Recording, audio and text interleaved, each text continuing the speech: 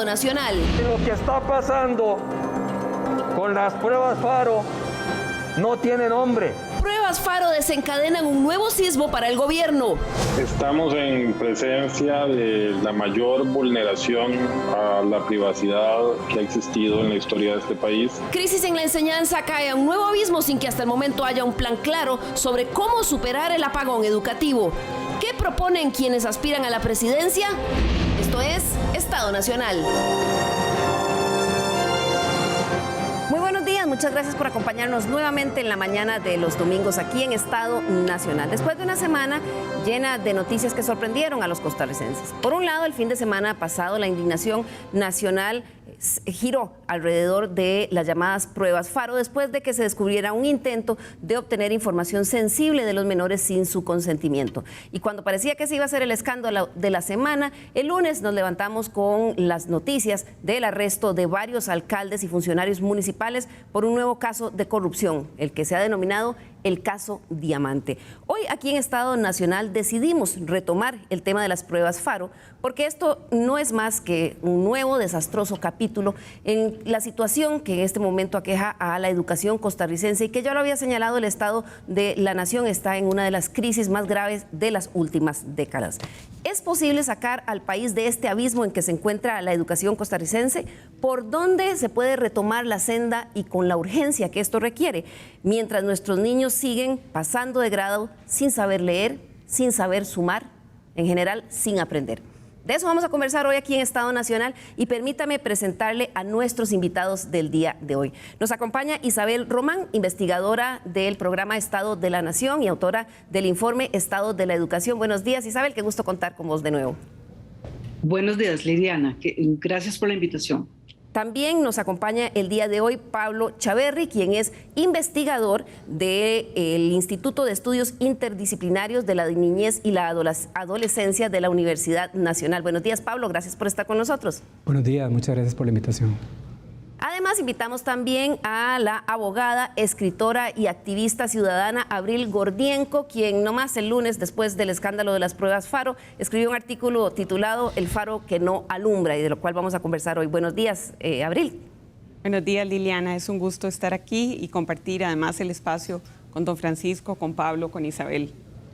Así es, y el don Francisco que menciona Abril es don Francisco Antonio Pacheco, exministro de Educación, a quien también hemos invitado el día de hoy, sobre todo para hablar de esta urgente necesidad de definir por dónde empezar a sacar, don Francisco, a la educación costarricense del abismo en el que se encuentra. Ese es un gran tema, yo creo que es el tema nacional, aunque por desgracia a menudo la población no lo entiende.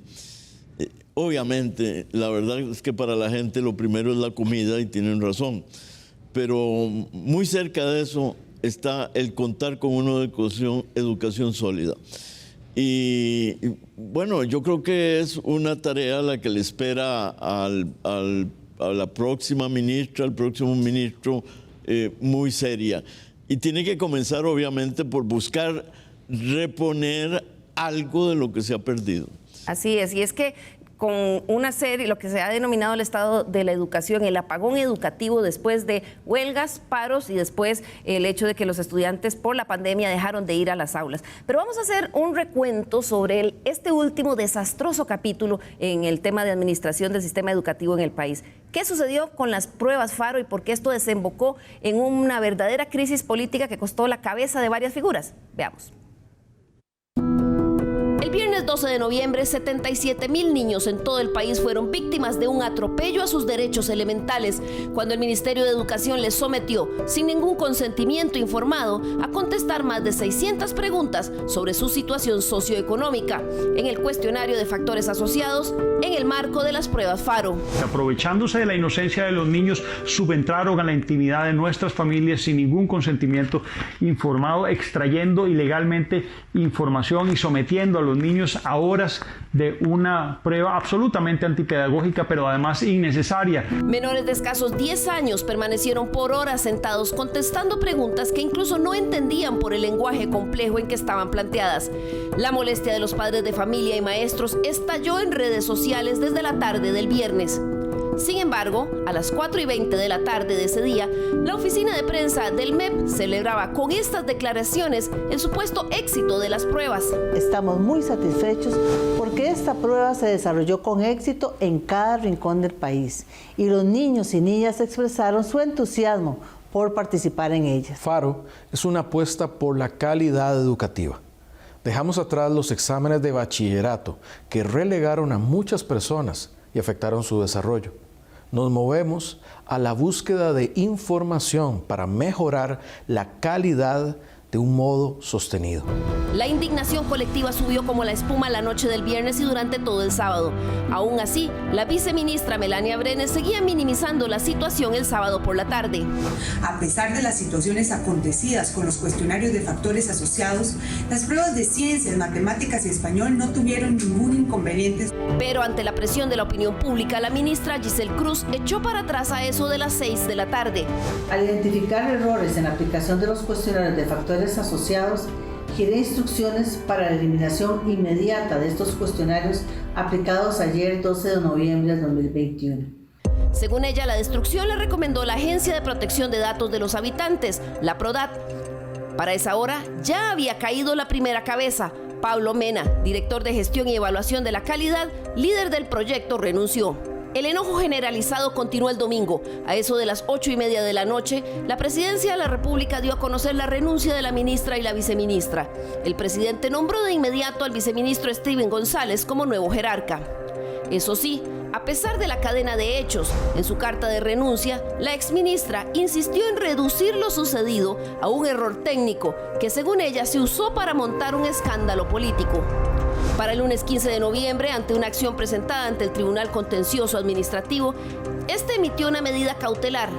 El Ministerio de Educación no podría destruir los exámenes como pretendía la exministra y le obligó a entregar todas las pruebas al tribunal para su custodia confidencial.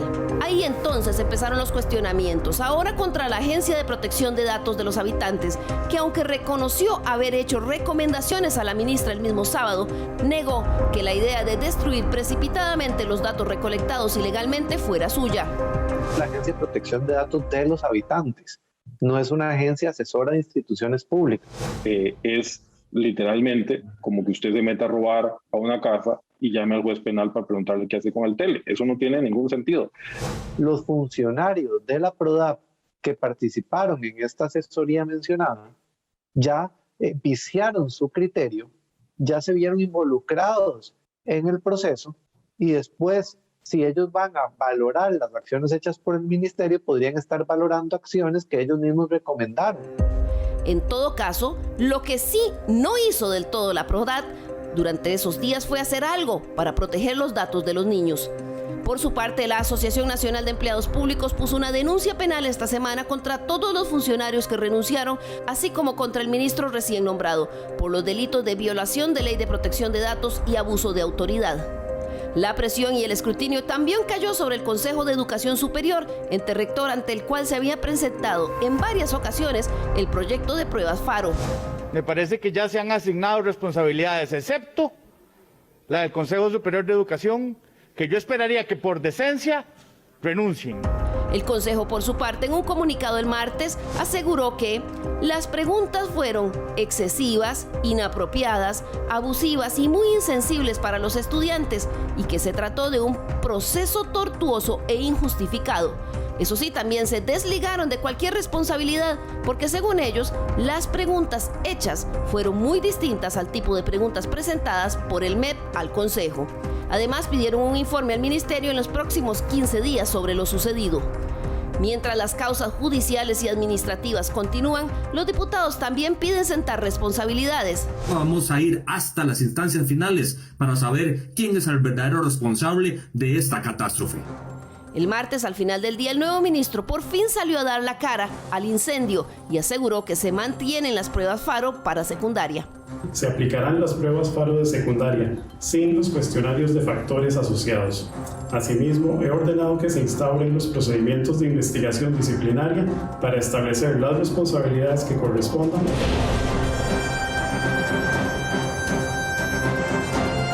esa es la crónica de un desastre. Don Francisco, ¿cómo pudo ir una cosa que se suponía que era tan buena, como decía el presidente, quitamos bachillerato para ir hacia un nuevo modelo de evaluar la calidad? ¿Cómo pudo ir a este desastre? Mire, yo creo que el primer problema fue la obsesión de este gobierno por quitar el bachillerato. Esa obsesión se dio desde el principio. Hay un programa de 7 días con el primer ministro de Educación de este gobierno, donde su objetivo no es poner las pruebas FARO, no es mejorar el sistema de evaluación, porque para eso no había que quitar el bachillerato. La idea pura y simple era quitarlas. Ahora ocurrió algo, hubo resistencia en el Consejo Superior de Educación y entonces buscaron algo para sustituir el bachillerato y poder hacerle frente a la opinión pública y al Consejo Superior de Educación, quien transigió en unas pruebas que pueden tener muchas cosas positivas. Yo no digo que todo sea necesariamente malo, sino al contrario. Pero la intención era quitar el bachillerato. Y hay que tener mucho cuidado porque el bachillerato se ha convertido en uno de los factores más importantes en la vida educativa costarricense. Primero, porque obliga a cumplir los programas. Segundo, porque produce interés por aprender. Tercero, porque tienen pruebas de contenido. Y eso es fundamental. Hay que defender la memoria. La memoria es una facultad esencial del ser humano. Y además de eso, antes de ponerse, el desorden dentro del sistema y la aplicación de programas, la finalización de los cursos que comenzaba desde noviembre, todo eso permitió articular mucho mejor el sistema.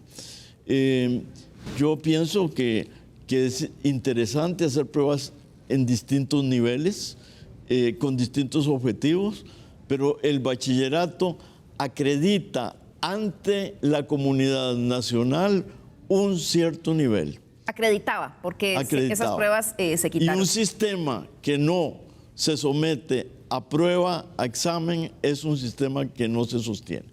Pablo Chaverri es máster en Ciencias Cognitivas y también licenciado en Trabajo Social, investigador en la Universidad Nacional. Don Pablo, ¿cómo pudo ir algo que se suponía que era bueno tan mal? Y lo otro es, el desastre fue con el formulario de factores asociados. ¿Qué pasa con la prueba FARO en sí? Yo creo que es fundamental que el país se pregunte cuál es el sistema de evaluación de los aprendizajes que necesitamos. Históricamente, una de las fallas de nuestro sistema tiene que ver con la calidad de la retroalimentación que se ofrece.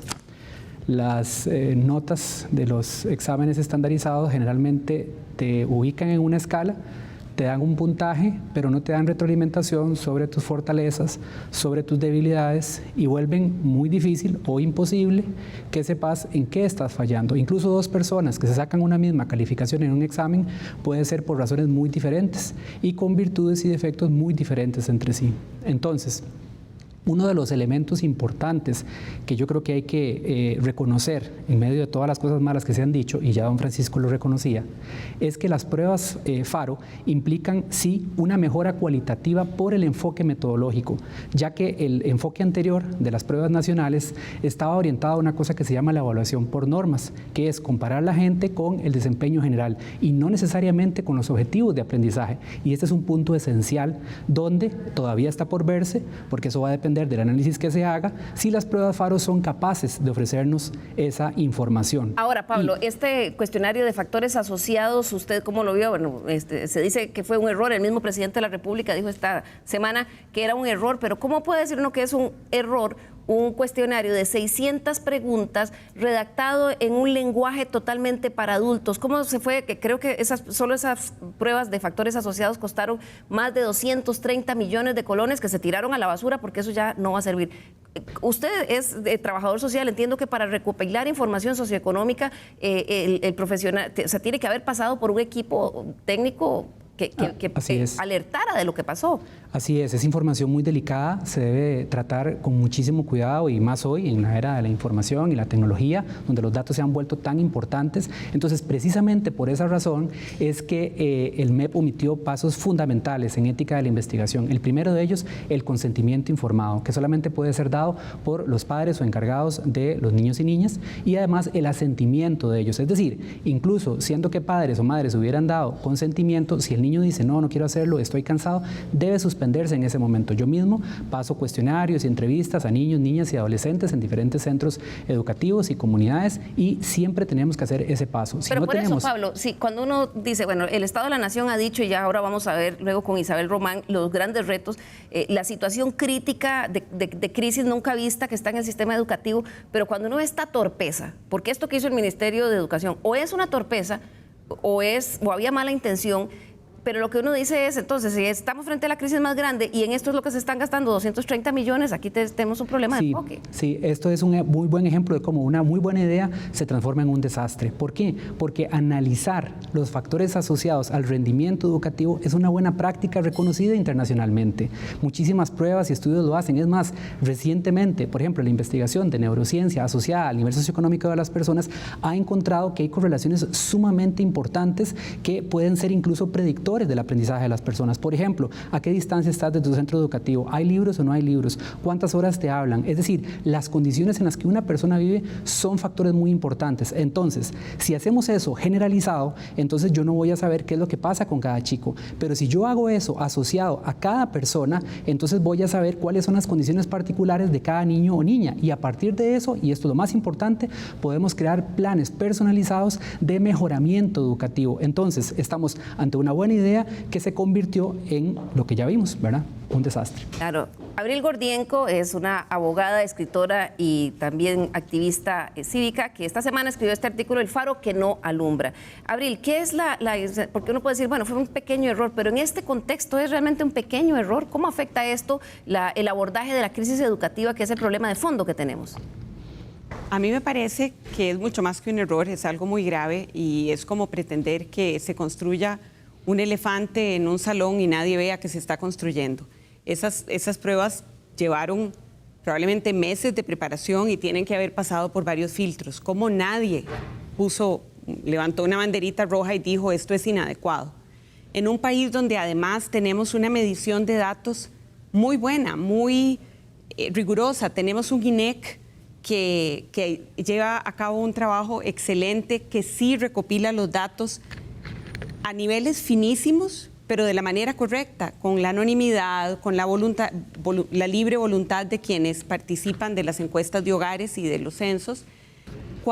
Es más, ahora medimos incluso la pobreza de manera multidimensional y tenemos todos esos detalles, ya no es el ingreso, ya sabemos la pobreza en todas sus dimensiones y la tenemos mapeada gracias a ese gran trabajo que hace el INEC. ¿Qué necesidad tiene el MEP de suplantar al INEC?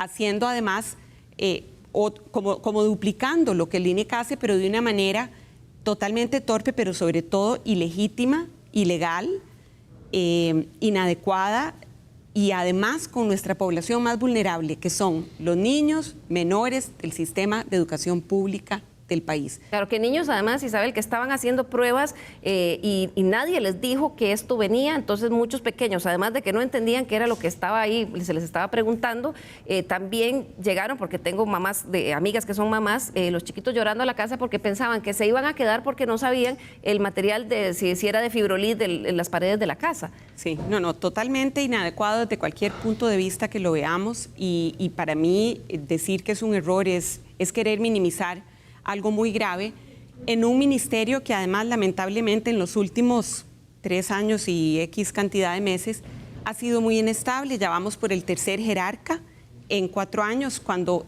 curiosamente ese ministerio solía ser estable, tener ministros que permanecían los 4 años y si no, incluso uno que permaneció 8 años hasta donde llega mi memoria, no sé si hubo más.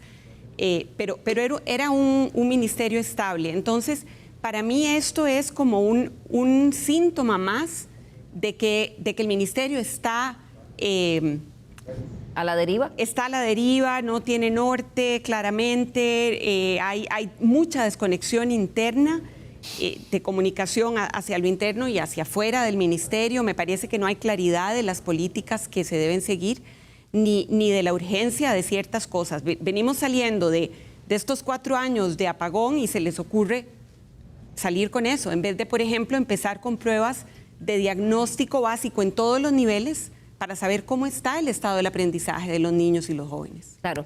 Isabel Román, del estado de la educación. Muchos se plantean ahora si entonces las pruebas FARO no deberían hacerse a raíz de esta situación que pasó, porque hay que tenerlo claro. Una cosa eran las pruebas FARO, que medían el conocimiento de los niños, y otra estos cuestionarios de factores asociados. Buenas, Liliana. Bueno, vamos a ver, yo iría en la línea de lo que planteaba Tony Pacheco, don Tony. El tema de, vamos a ver, aquí respecto a todo lo que ha pasado en los últimos días, creo que pues nosotros desde el Estado de la Educación, antes de emitir criterio, tenemos que estudiar qué fue lo que pasó, realmente tener como mayor evidencia. Creo que hay mucha información que no tenemos en este momento para emitir criterio. ¿Qué puedo decir? Bueno, en la línea de lo que decía don Francisco Antonio, es que todos los sistemas educativos de calidad en el mundo tienen pruebas estandarizadas, ¿verdad? Requieren de pruebas estandarizadas, como era la prueba del bachillerato que teníamos, ¿verdad? Y como son las pruebas FARO. Y todos los países utilizan estas pruebas estandarizadas efectivamente para tener información que permita la mejora educativa continua, ¿verdad? Sin información nosotros no podemos mejorar el sistema, y sin información no podemos ahora en lo inmediato tener planes de nivelación robustos. Isabel, es aún más crítico eso que estás planteando, sobre todo después del apagón educativo que arrastra huelgas, paros y la salida de los chicos de las aulas, ¿verdad? Es tal vez para que le quede claro a los costarricenses por qué sería aún más crítico ahora esas pruebas. Claro, y bueno, lo que quería decir es que todas estas pruebas estandarizadas además en el mundo tienen cuestionarios de factores asociados, y esto es así porque en la teoría educativa no hay otra forma de explicar los resultados educativos si nosotros no asociamos esos resultados a un conjunto de factores que la teoría educativa dice. Por ejemplo, los resultados están asociados a las características de los individuos, a las características del centro educativo y a las características de las familias, ¿verdad? O sea, se sabe por la teoría educativa que, digamos, si un niño no ha llevado preescolar o si un niño ha repetido, pues va a tener bajo rendimiento, y eso hay que identificarlo en estos cuestionarios de factores asociados. La teoría educativa dice que si la familia es de clima educativo bajo, va probablemente a aumentar la probabilidad de bajo rendimiento, o si efectivamente el centro educativo pues no hay una buena enseñanza, y por eso también se incluyen preguntas. Y hay formas de elaborar estos cuestionarios que generalmente suelen ser bastante pequeños, porque se pregunta lo sustantivo. Por eso hay que ver, pues todavía dilucidar qué fue lo que pasó. Pero ciertamente, Liliana, a lo que planteas, vamos a los temas de fondo. O sea, este país ha tenido un apagón educativo que ha implicado 4 años de interrupciones del ciclo lectivo, un recorte de los aprendizajes, un 40% del total de los estudiantes desconectados, un sistema educativo sin internet de alta velocidad, que les impidió a los niños en los últimos, que les ha impedido a la mayoría de los niños no tener su derecho a la educación, que los ha afectado emocionalmente, y eso no veo que haya causado la indignación de los políticos por el maltrato a la niñez, demandas ante los tribunales, sindicatos movilizándose por los estudiantes, padres pidiendo cuentas, instituciones reclamando el respeto de los derechos de la infancia, ¿verdad? ¿Será que estamos en tiempos electorales, Liliana?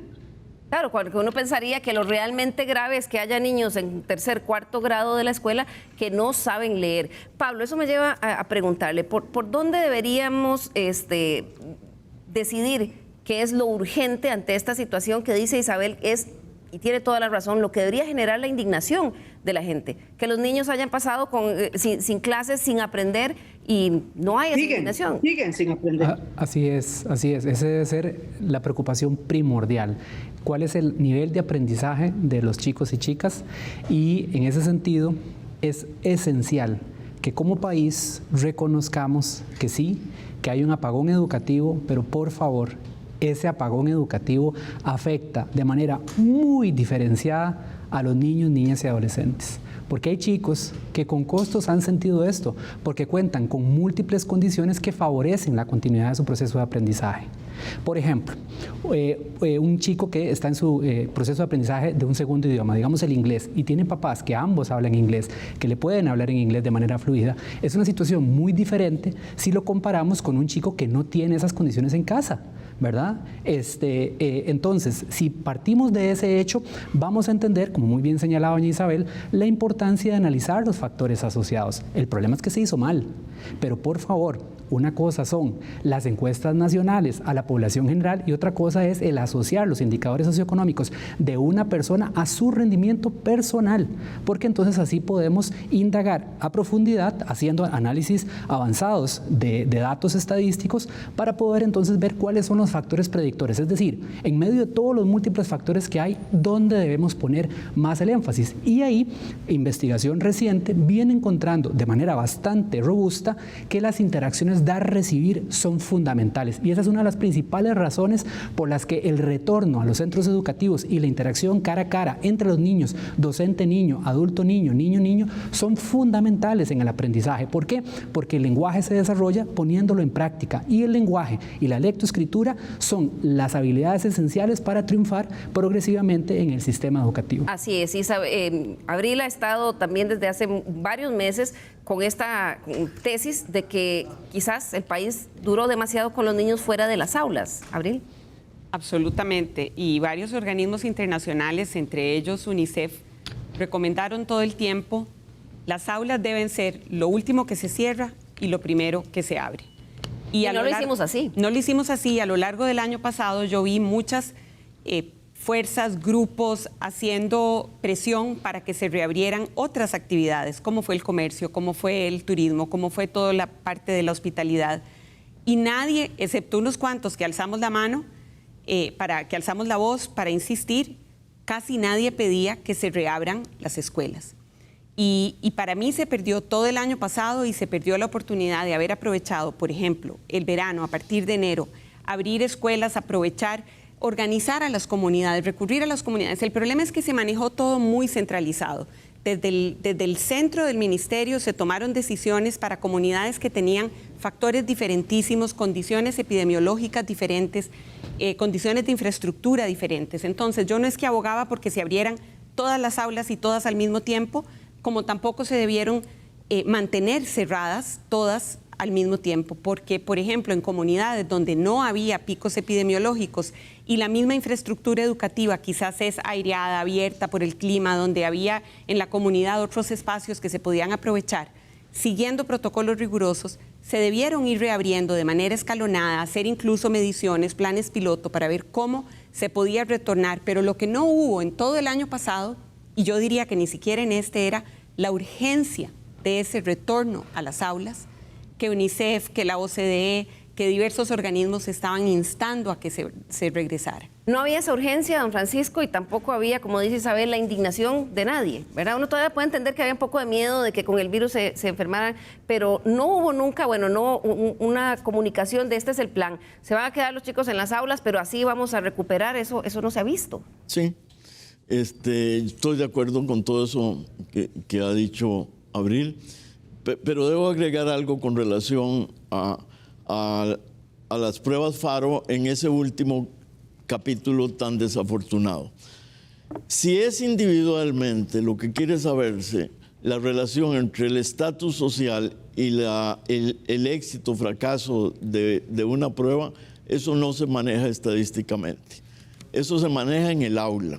Y a mí me parece, estoy seguro de que cada maestra, cada maestro de Costa Rica tiene muy clara cuál es la condición social de sus alumnos. Incluso basta saber dónde está situada la escuela para tener una idea de cuál es la condición social.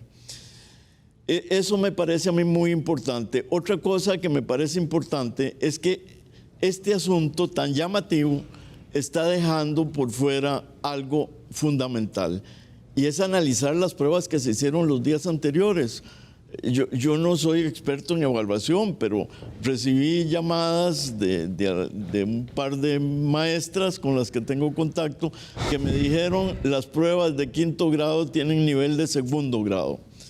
Eso, pues yo no sé, alguien debía investigarlo para saber cuál es la realidad.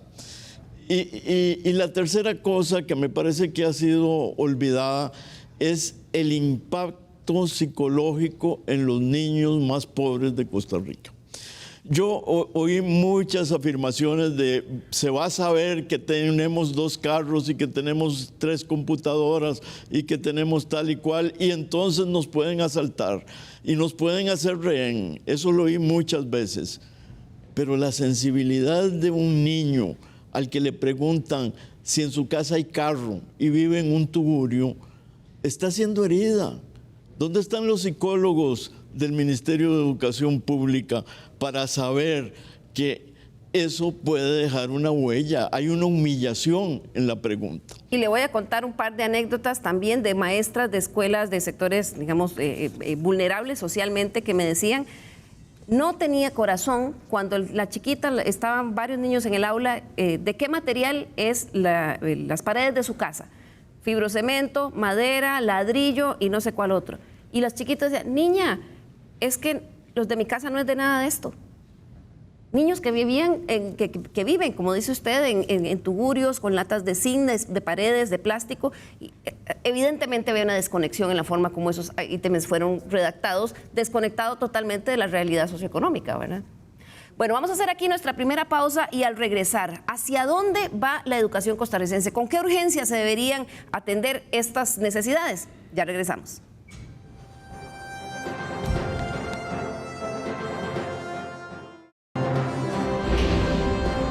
Recuerde nuestro correo l.carranza@teletica.com. Nos interesa mucho conocer sus opiniones, sugerencias y críticas.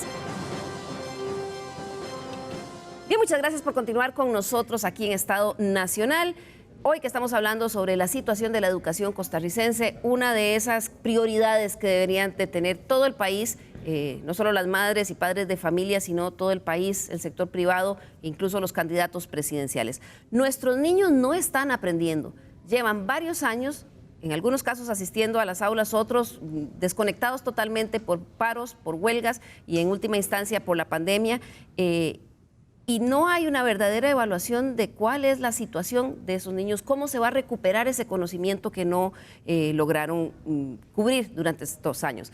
Isabel Román, del Estado de la Educación, del programa Estado de la Nación, recientemente escribió un artículo planteando de cara a los candidatos presidenciales cuáles deberían ser esas prioridades y también nosotros como electores, ¿qué deberíamos estarnos preguntando sobre la propuesta que ellos tienen frente a estos desafíos? Isa, vamos a recorrer algunos de esos desafíos para recordárselos al costarricense. En primer lugar, habla Isabel Román sobre el tema del apagón educativo, que lo conversaba antes en el primer bloque, generado por esas interrupciones de los cursos lectivos, que ha llevado a que ha habido un recorte real en los contenidos de los programas de estudio de los niños, así como la exclusión de cerca de un 40% de los estudiantes por falta de conectividad a Internet. Isabel, ¿qué deberíamos estar planteando con esta primera prioridad? Sí, Liliana, lo importante es que la ciudadanía pida respuestas claras a los candidatos sobre qué y cómo, ¿verdad? Preguntas concretas que nos digan cómo vamos a poder salir del apagón educativo, o sea, qué acciones van a tomar en el gobierno para impedir futuras interrupciones del ciclo educativo, cómo van a implementar planes de nivelación, ¿verdad? Cómo van a ajustar el calendario escolar. Es que esas son tareas concretas y necesitamos respuestas concretas, ¿verdad? ¿Qué medidas de apoyo especialmente para esos estudiantes más afectados? ¿Y por qué, Liliana? Bueno, porque efectivamente hoy en el mundo todos los países están abocados a hacer pruebas estandarizadas para saber, digamos, cuál es el nivel del apagón, ¿verdad? Y también diseñar esos planes de nivelación que implican diversas medidas, clubes de verano, ampliación de jornadas, estrategias de apoyo emocional, tutorías para grupos pequeños, para grupos más vulnerables, para grupos con necesidades especiales. En fin, los países están abocados en esto ahora y para eso obviamente pues estas preguntas tienen que ser respondidas por esos políticos tan preocupados por la niñez costarricense. Y nada de eso estamos haciendo. Pablo Chaverri, me comentaba usted también que hay algunos países donde ya se han visto best practices o mejores prácticas de cómo abordar esto. Pablo. Así es, hay muchas cosas que se pueden hacer. Hay evidencia que ha encontrado, por ejemplo, que prácticas relativamente sencillas y de bajo costo pueden mejorar sustantivamente las capacidades de lectoescritura. Por ejemplo, las prácticas de lectura compartida adulto-niño son muy importantes. También otra cosa que se debe considerar es la forma en la que se usan las pantallas. Nuestros niños pasan cantidades crecientes frente a las pantallas, pero se analiza solamente la cantidad de tiempo y no qué hacen frente a ellas. Las pantallas pueden ser al mismo tiempo algo que más bien intoxica por el tipo de información que presenta, la violencia, etcétera, ¿verdad? O puede ser también una herramienta de aprendizaje muy valiosa. Otro elemento muy importante, tenemos un recurso valiosísimo, son más de 100,000 estudiantes en las universidades públicas costarricenses y otro tanto en las universidades privadas. Podríamos hacer perfectamente y en corto plazo, si hay un acuerdo nacional y liderazgo por parte del gobierno, una gran cruzada nacional para que los estudiantes avanzados con la debida asesoría pedagógica puedan fungir como tutores, porque como le decía antes, hay evidencia muy interesante, inclusive de quienes ganaron el Premio Nobel de Economía hace 2 años, de que los tutores o hermanos mayores, cuando fungen dando asesoría y acompañamiento educativo a niños de menor nivel, logran subir significativamente su desempeño educativo. Podríamos hacer este tipo de procesos, someterlos a evaluación y ver cuánto logramos reducir la gran brecha educativa y el rezago que tenemos en este momento. Ahí hay algunos ejemplos. Isabel, segundo desafío que plantea usted en su artículo derivado de toda la información que se tiene del estado de la educación. Ahí lo tenemos. Contar con ambientes de aprendizaje de calidad y conectados. Y esto incluye mejora en la infraestructura educativa, es decir, de aulas y de escuelas y colegios, conexión a Internet, así como bibliotecas y libros suficientes. ¿Qué deberíamos estarnos planteando o exigiendo a los políticos tan preocupados por la educación, Isabel? Sí, Liliana, esta es una segunda área importantísima porque contar con ambientes de aprendizaje de calidad y conectados es un piso mínimo que la pandemia dejó ver que no teníamos en términos de conectividad. Y esto es un tema que tenemos que resolver porque este país desde el 2012 tiene una ley de telecomunicaciones que pues decía que pues íbamos a tener todos un acceso universal a una buena conectividad y lo cierto es que la escuela improvisada en casa era una escuela tan desigual como desigual es la realidad de Costa Rica. Y entonces aquí el tema es que necesitamos qué acciones concretas tomará, y esto es lo que debería de responder en la campaña electoral, quienes aspiran a la presidencia para que tengamos una red de centros educativos y hogares con estudiantes con un acceso a un Internet de alta velocidad. Y voy a señalar dos cosas importantes. Hoy en este momento, países como Chile o como Uruguay están aplicando pruebas por computadora digitales a los estudiantes para saber cuál es el nivel del apagón, o sea, de los aprendizajes, y están haciéndola por medios digitales, ¿verdad? ¿Por qué nosotros no podemos hacer eso? Porque nosotros no tenemos una Internet de alta velocidad ni en los hogares, ni en todos los hogares, ¿verdad? Ni en los centros educativos. Entonces, se está, por ejemplo, a propósito de lo que Pablo señalaba, desarrollando todo lo que se llama aprendizaje adaptativo por computadora, que es plataformas adaptativas en línea, en matemáticas, en lectoescritura, para aprendizajes en línea, ¿verdad? Y eso nosotros no podemos hacerlo ni siquiera porque no pudimos resolver el tema de conectar a los estudiantes bien durante la pandemia. Entonces aquí hay un tema clave, ¿verdad? Y vuelvo al tema de las desigualdades. El primer quintil de ingreso tenía buena conectividad en el 2012 apenas un 24% de los niños y estudiantes con Internet, con acceso a Internet. 12 años después, o sea, desde el 2012 que se aplicó la ley de telecomunicaciones, al 2021 ese porcentaje solo ha subido a un 30%. O sea, el ritmo de avance es muy lento. Entonces, aquí el tema es decir, tenemos soluciones y propuestas en la Asamblea Legislativa, como una ley de alfabetización digital, una propuesta de ley para resolver este tema, y nadie se pronuncia alrededor de eso. Claro, pero eso, Isabel, nos lleva también al tema, ¿verdad?, que es el desastre, no solo en esa conexión, sino también en el tema de infraestructura. Con don Francisco Antonio ahora conversábamos, bueno, ahora se supone que ya el próximo año se va a volver totalmente a la presencialidad, y eso nos pone al frente, don Francisco, de nuevo del problema que ya teníamos, y es la calidad de las aulas, porque en eso también hemos sido un desastre. Bueno, no quisiera dejar pasar algunas de las cosas que se han dicho porque me parece que son muy importantes. Obviamente, el problema de la conectividad es fundamental para un sistema de educación moderno, no simplemente para salir de las tinieblas, ya no es apagón en que nos encontramos. Pero ahí el problema ha sido jurídico. El problema ha sido de la Contraloría, el problema ha sido de interpretaciones de la ley, y eso solo lo puede resolver la Asamblea Legislativa. Pero la presencialidad es fundamental. Es fundamental y nunca podrá ser sustituida por las redes informáticas. Y lo digo yo, que lideré la introducción de la informática educativa a las escuelas de Costa Rica. Es fundamental, pero también es fundamental la presencialidad, el contacto generacional, la interacción entre los niños, niñas y adolescentes también. En ese sentido, a mí me parece que deberían buscarse algunas soluciones. Yo me he atrevido a plantear una idea que no se la quiero atribuir a nadie más para que no haya responsabilidades políticas, y es poner el 6º año en la educación académica. Igual que en la técnica existe un 6º año.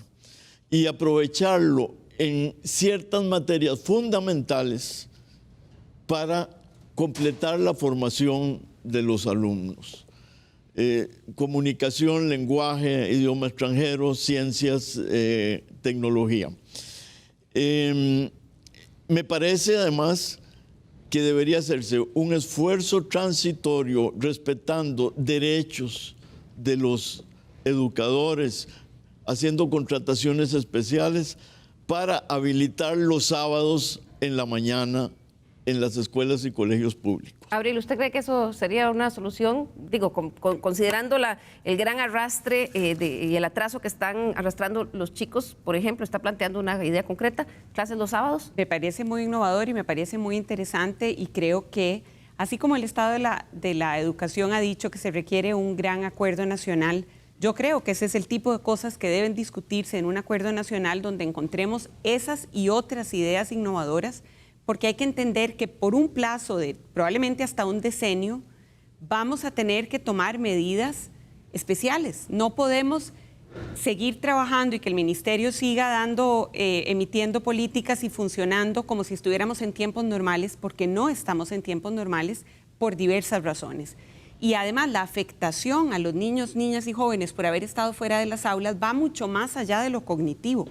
Es emocional, es salud mental, perdieron socialización, perdieron incluso la intervención anual que hacen los CEBAIS en las escuelas para medir peso, talla, para ver cómo están en una serie de indicadores de salud, que me preocupa muchísimo que nos vayamos a atrasar en eso, que antes estábamos muy bien. Se han perdido, no se han puesto vacunas que se ponían anualmente en las escuelas.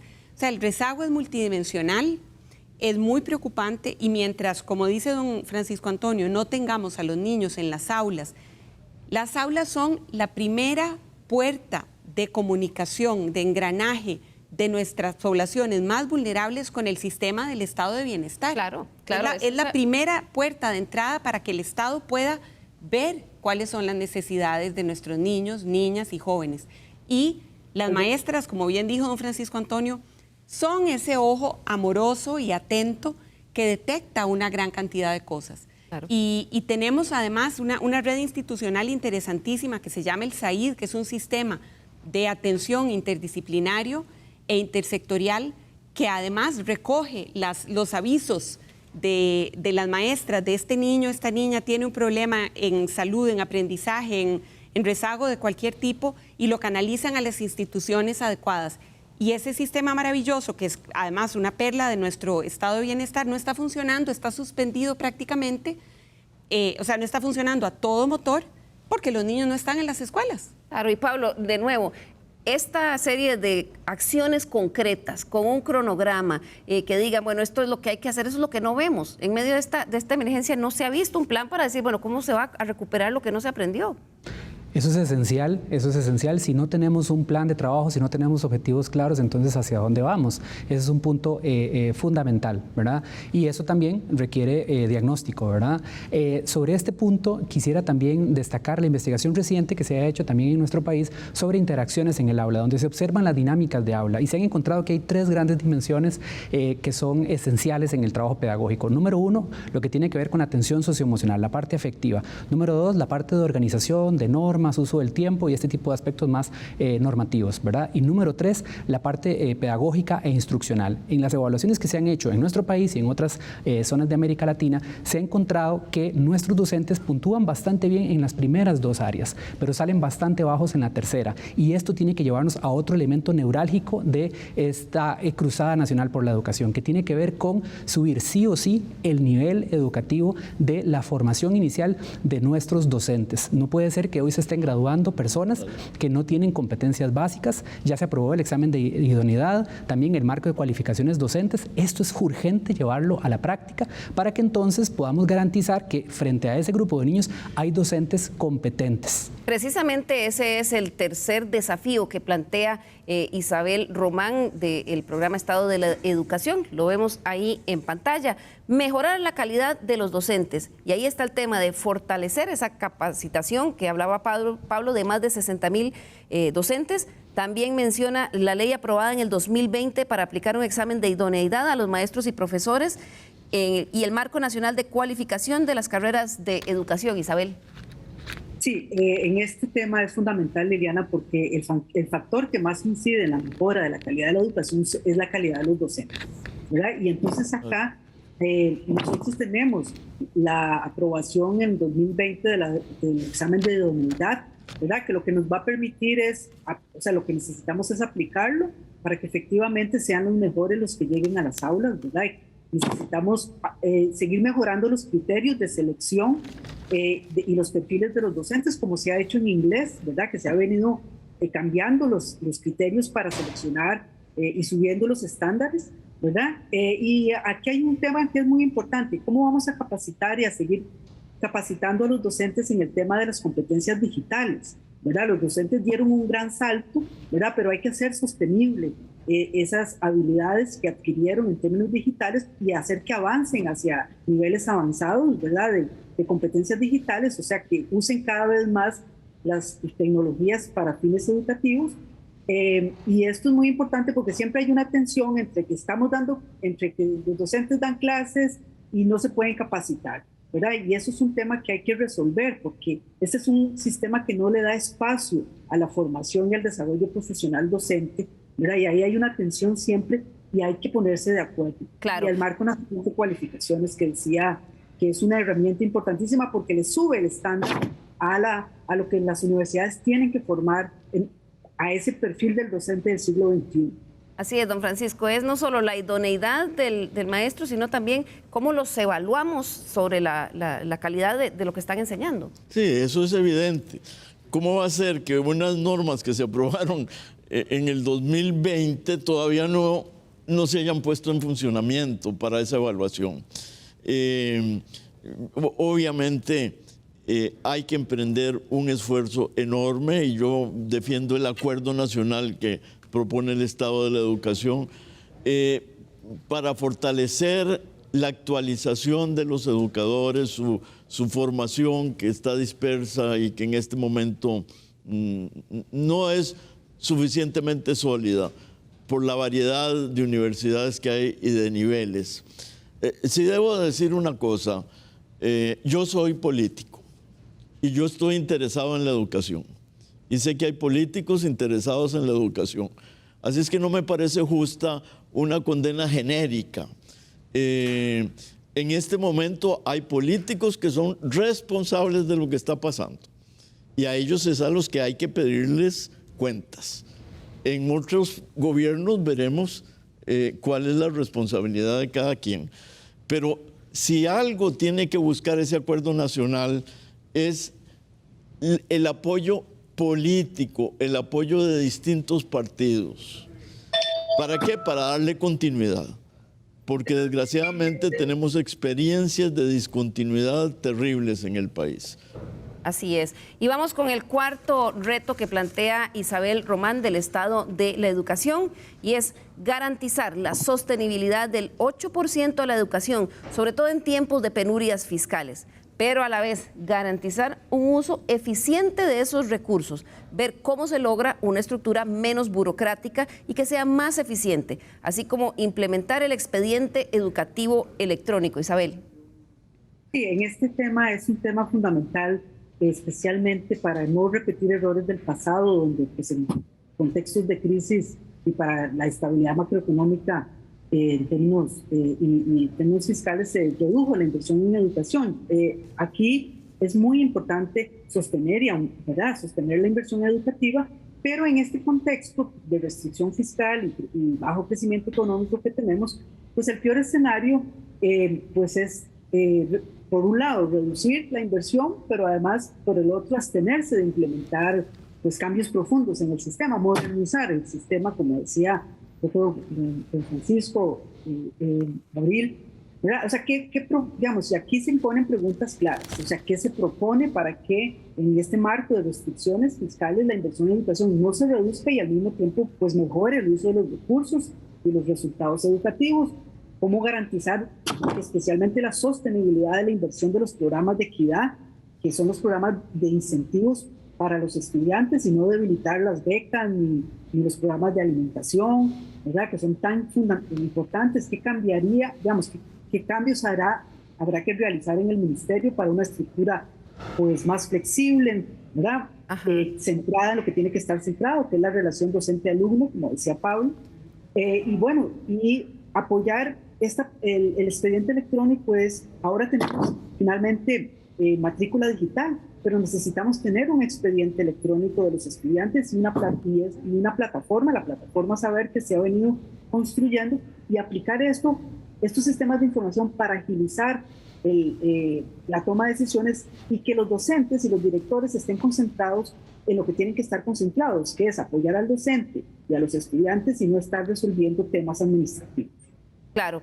Vamos a ver brevemente, esta semana el Sindicato de Educadores Costarricenses realizó un debate con algunos candidatos, y cuando se les preguntó cómo abordarían este retraso que tienen los estudiantes con el aprendizaje, esto fue lo que contestaron.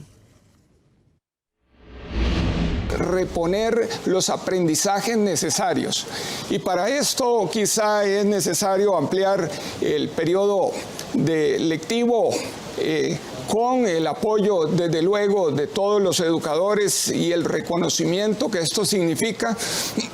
Tenemos que hacer también cambios en lo que es la conectividad para que todos los estudiantes tengan acceso a nuevas formas de educación. Además de condiciones de trabajo adecuadas y dignificación, también es necesaria la capacitación, que se les den las herramientas para dar ese paso importante a mejorar nuestra calidad de la educación. Y por supuesto, un seguimiento a esa capacitación. Hay quienes le llaman evaluación, y eso de pronto hace sentir amenazado al sector. Más que una evaluación, es un seguimiento para convertir a nuestros educadores en educadores de primer mundo. Y por supuesto, el tema de la conectividad es urgente, pero no solo la conectividad como la hemos planteado en nuestro plan 100% fibra óptica y 100% conectividad, sino también la entrega de dispositivos con el software que necesitan estos dispositivos para poder estudiar a quienes los necesitan. Yo llamaría voluntarios pensionados, llamaría voluntarios de la comunidad. Esto debe ser un reto nacional para ponernos al día. Y utilizar, yo no sé por qué cerraron el curso, porque no había internet en muchos lugares, pero hay televisión. Y por televisión se puede hacer mucho. Y hay televisión por cable, que están en casi todas las casas, ¿no? Aunque no tengan internet. Aunque sea Plaza Sésamo, como había antes.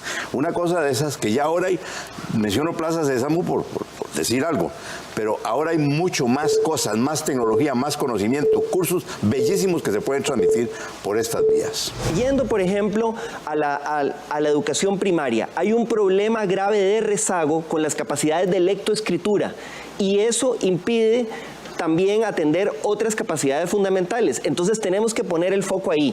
La primera infancia, tenemos una grave crisis que si no accedemos en este momento, si no intervenimos en este momento, tenemos en la región Brunca, por ejemplo, un 40% de personas menores de 5 años en riesgo más bien de pasar a condiciones de pobreza. Tenemos que intervenir en esto para fortalecer las redes de cuidado vinculadas con el sector educativo. Tenemos también que liberar a las y los docentes de cargas administrativas. Un programa de lecciones remediales para ayudar a los jóvenes que están en 4º y 5º grado, que no comprenden su lectura y que no escriben bien, a que así lo hagan. Segundo, cursos cortos para la empleabilidad de los otros jóvenes, 250, 300 mil, que ya casi lograron salir, pero no salieron de sus últimos ciclos de educación superior y que están cortos de un bachillerato o de la conclusión de estudios secundarios. Cursos de inglés, de acreditaciones de Microsoft, de Cisco, de Google, para que puedan entrar al mercado laboral. Tercero, cortar las responsabilidades administrativas de los docentes. Tenemos que identificar cuáles son esas regiones, zonas del país que se han visto más afectadas, cuáles son esos centros educativos. Y estoy totalmente clara que con los mismos educadores es con quienes vamos a trabajar en una nueva propuesta. Vamos a incluir en ellos, sin duda alguna, los padres de familia también. Necesitamos una sociedad mucho más activa. Tenemos que buscar una participación ciudadana verdadera porque esta es una situación que afecta a todo el país. Tenemos que encontrar ahí aliados que, por supuesto, desde alianzas público-privadas serán necesarias. Estos son algunos de los planteamientos de los candidatos presidenciales. Se nos acaba el tiempo. Voy a pedirle a nuestros invitados que en 30 segundos, siendo súper puntuales, hagamos una reflexión final. Empiezo con usted, Isabel Román, del Estado de la Educación. Bueno, me alegra mucho que el tema de educación se empiece a instalar en esta, y bueno, yo creo que aquí hay un mensaje que es muy importante, pues la pandemia no puede haber pasado en vano, no podemos volver atrás, ¿verdad? Los planes de nivelación son planes para poner un pie en el futuro, ¿verdad? Para ir hacia la educación del siglo XXI, ¿verdad? Y en esto necesitamos que los niños vuelvan a aprender, pero no vuelvan a aprender como el siglo XIX, ¿verdad? Que vuelvan a aprender el trabajo colaborativo, resolución de problemas, todo lo que efectivamente el siglo XXI les tiene preparados a ellos. Así es. Muchas gracias, Isabel. 30 segundos. Continúo con Pablo Chaverri, de la Universidad Nacional. Es fundamental que como país, como sociedad, distingamos entre un desperdicio y una inversión. La educación se paga sola y ahorrar en educación después trae múltiples problemas. Si queremos sostener nuestra democracia, si queremos sostener nuestra economía, si queremos sostener inclusive nuestra identidad, la inversión en educación se vuelve fundamental y va a ser cada vez más importante. Vamos a ver en el siglo XXI cómo la inteligencia artificial nos va sustituyendo en cuestiones que son automáticas. La creatividad, la imaginación no se pueden automatizar. Es ahí donde tenemos que apostar hacia una nueva educación. Muchas gracias. Continúo con usted, Abril Gordienco. Yo quisiera invitar a las familias a estar muy pendientes de lo que ocurre con el futuro de sus hijos e hijas, a demandar de los candidatos y candidatas presidenciales planes concretos, planes integrales, propuestas realistas sobre cómo van a resolver este gran problema, porque el futuro de más de 1 millón de estudiantes que están en este momento en el sistema educativo público depende de la calidad de la educación y de que se devuelva un poco la gestión a las comunidades donde participen las familias, donde los centros educativos tengan algo que decir y no venga todo dirigido desde el centro, sino que se tome en cuenta la realidad que están viviendo cada una de esas comunidades educativas. Muchas gracias, Abril. Y concluyo con usted, don Francisco Antonio Pacheco, exministro. Yo creo que a mí esta charla me produce optimismo, Me produce optimismo porque veo cómo compartimos preocupaciones fundamentales y esas preocupaciones yo sé que se extienden a mucha gente. Y en este momento en que el país vive tinieblas en materia educativa y en muchos otros aspectos, yo creo que también hay que fortalecer la esperanza, porque un país para seguir adelante necesita creer en su futuro. Y yo insto a quienes nos han oído y nos oigan por otros medios a cultivar la esperanza. Costa Rica puede seguir adelante. Esperanza con sentido de urgencia, eso es lo que requiere el problema de la educación en nuestro país. Muchísimas gracias a nuestros invitados y a ustedes en su casa por acompañarnos. Nos vemos el próximo domingo aquí en Estado Nacional.